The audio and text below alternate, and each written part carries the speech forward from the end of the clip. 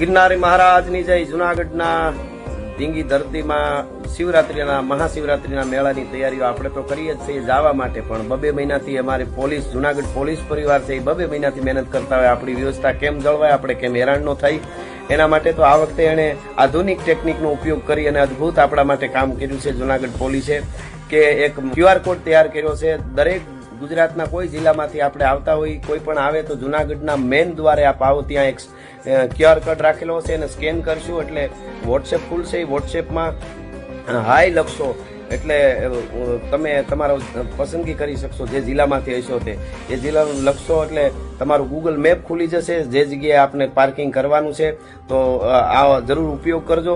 આપણને મદદ કરવા માટે પોલીસ 2 મહિનાથી તૈયારી કરતી હોય તો આપણે એટલી મદદ કરીએ. આ ટેકનિકનો આપણે ઉપયોગ કરીએ અને શ્રદ્ધા અને ભાવનો આ મેળો માણીએ અને કોઈને નડીએ નહીં.